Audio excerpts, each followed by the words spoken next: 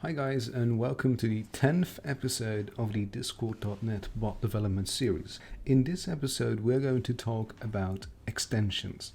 And what I mean exactly by extensions is a way to make it easier for us to reply to messages with embeds. Now for example, when you would normally send a embed as a response, you'd create a var, then make a new embed builder inside of it, and you'd have to copy and paste that every single time that you're making an embed. But what if I told you that there's a way more easier way in order to keep sending embeds, but without copy pasting your code over and over again? And this simple method is called extension methods. And in order to do this, what we first want to do is create a new folder inside of our template project. So right click your template project, click on add and click on new folder. Now let's call this folder common, so we can store some common things that we'll use around our Discord bot in this folder. Now, if we right click the folder and click on add and then create a new class, then we should call this class extensions. Just like that. Now the first important thing that we want to do is make the class both public and static, because we want this class to be accessible from everywhere, but we also want to access its methods without needing to inject something. Like for example, if we go to our command handler, we use dependency injections here, but because these are extension methods, we want to extend existing methods, then we don't want to inject them. We just want them to be static so we can use them everywhere without needing a dependency injection. So let's make the class both public and static. And inside of the class, what we can do is create our first extension methods. But before doing so, I'll explain you a bit more what exactly extension methods are. Now, for example, if we go to our example module, and if we go a bit more down, now for example, what we can see here is await context.channel.send file async. Now this send file async is also an extension method. It checks for a context channel, and if there is a context channel, like it is right here, then there will be a method called sendFileAsync. So this is basically also an extension method, and we can make exactly the same method. We can make our own, and not just to send any message, but some nice embeds to let our user know that their action has been successfully executed, or perhaps just to inform them about an error or some issues that are going on. So let's go back to our extensions class and let's make the task. You want this task to be both public and static, and of course asynchronous. Then you want to of course use task, and here there's an option that we can use if you'd like. Now if we go back to the example module, you know that when you say var and then message equals await, just like this, then what we can also do is say, for example, await message.delete async. And this is because this extension method returns, if we hover over this, you can see this, it will return a discord.rest.rest user message. Then we can, for example, modify the message, but also delete it, just like we do right over here. And if you'd like that, then we should also set the return type of our task to be a message. So let's go back to our extensions class, and let's set the return type of our task to iMessage. Now next we can give our extension method a name. I'm going to start with making a success embed, so I'm going to call this send success async. And then we have some parameters that we can provide. Now the first thing that we want to do to actually make this an extension method is use the this keyword. So what I mean with this is I don't mean to refer to something, but I actually mean the keyword this. Just like that. And to simply explain this, it will grab the first thing that comes before it. So what I mean by that is if we go back to the example module and say that we will use this and then something in the send file async task, just like they did here, then this would refer to channel. And channel is an iSocket message channel. And because we also want to make an extension method for a channel, so context.channel.sendSuccess async, for example, we also want our this keyword to refer to an iSocket message channel. So let's go back to the extensions class and then say this iSocket message channel and then channel. Now also what we want to do is provide two things that we can modify in the embed, and that's the title and the description. So let's add a string title and a string description. Curly brackets, and inside here what we can start doing is creating our embed. So let's create a new embed. Let's say var embed equals a new embed builder, and of course brackets, and a dot. And here we can start making our embed. Now embeds is something that we also made in episode 3 of the Discord.NET bot development series. So you could apply the same methods that you learned in episode 3 and then use them right here. The first thing that I want to modify is the color. So let's use with color and then a new color. And here we can pass in the R, the G, and the B values. So the red, green, and blue values. And to do so, I'll be going to my browser and I'm going to search for a color picker. And then search for a nice color that you like. I'm looking for a green looking color. And I am going with this. So what you want to do then is copy the RGB value, go back to Visual Studio and paste the RGB value right there. Then we of course also want to provide the title, so we say with title, and it's going to be the string title, and we want the description, so with description and then the description. Now it's also optional to add, for example, an image. If you'd like to add a thumbnail, you could do that, and I'll do that. So what we're going to do here is we're going to say dot with thumbnail URL, and then we can pass in a nice URL of an animation or just a simple icon. So let's go to our browser and search for a success icon, and you can pick any one you like. I will probably go with this one. So right click the image and say copy image address, and then paste it in right over there. And then of course, the final thing that we want to do is build our embed. So we say dot build, and then use a semicolon at the end. And now it's time to send our message and store that message into a variable. So let's say var message equals await channel.send message async, and we're gonna send our embed that we just made. So we say embed and then the embed, just like that. And last but not least, we say return message, and that should be our first extension method that should also be working. Let's test it out. Let's go to our example module, and let's of course also get rid of the image command. We're no longer going to use that because we bound it to an event, so it's no longer needed. But what we could do is we could use the math command, which is one that was provided with the template. And instead of using reply async result, we're going to use our custom extension method.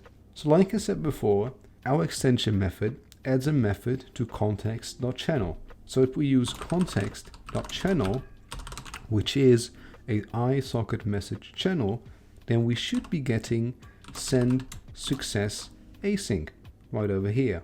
Press tab because it will also use the template.common namespace that we just made by creating the common folder and then the extension class in it.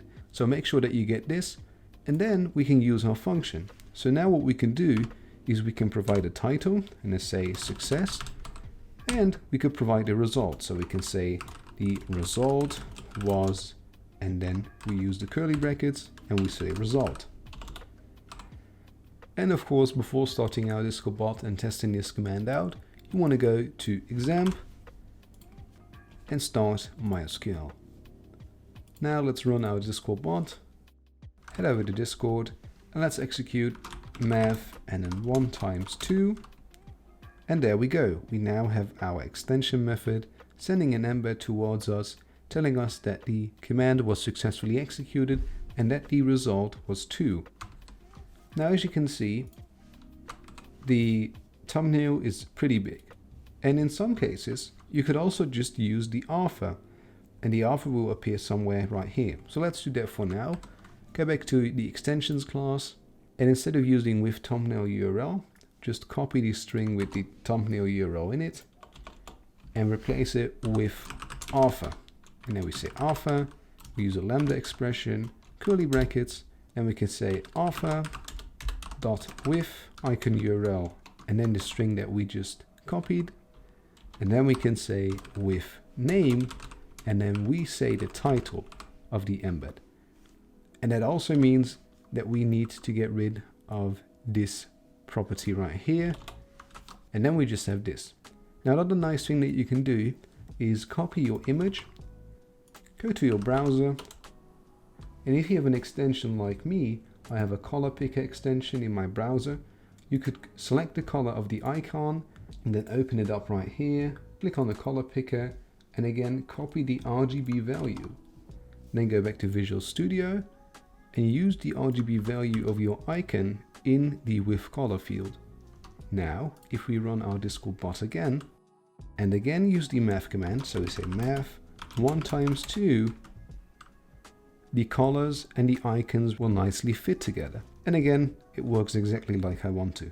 Now let's close our CMD, and I'll give you another explanation of a extension method, because it's understandable that you don't understand really what is going on right here. Now, as you see, we made an extension method that we can use on context.channel. For example, if I were to say await context.guild.send success embed, nothing will appear because the method won't work on a socket guild. It will only work on an iSocket message channel. So what that means is that if I were to go here and say context.guild.getTextChannel and then some ID, and then use send success async, then it will work because getTextChannel will return a socket text channel, and we can use a socket text channel for our extension method. So what if I'd like to make an extension method for a context guild? A simple way of doing this is just to hover over your thing that you want to make an extension method for, and it will give you the type. For example, here I can see that context.guild is a socket guild. So if I wanted to make an extension method for my guild, I could go to my extension class, and for now I'm just going to quickly show you what happens. If I were to replace iSocket message channel with socket guild, and I were to go back to the example module and then say .send success async, now it will appear because it can execute on a context.guild, just like right over here. However, if we go back to the extensions class, it will give us some errors because we can't just send a message to a guild. We really need a channel. So let's undo that, and now it will work, and it'll also no longer appear right here. And that's actually how extension methods work. Now if I were to go back to my extensions class, copy this method right over here, and I were to just change the name of success to send error async, and just replace the icon and the color. So let's quickly do that.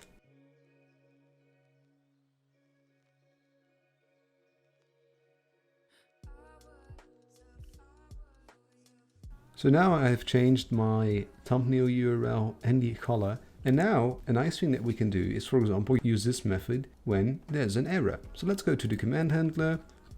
Let's go a bit more down. And instead of using context.channel.sendMessageAsync, we can now use context.channel.sendErrorAsync. However, now it doesn't appear. Why is that? That is because context.channel in this case is not a socket message channel, but rather it's an iMessage channel.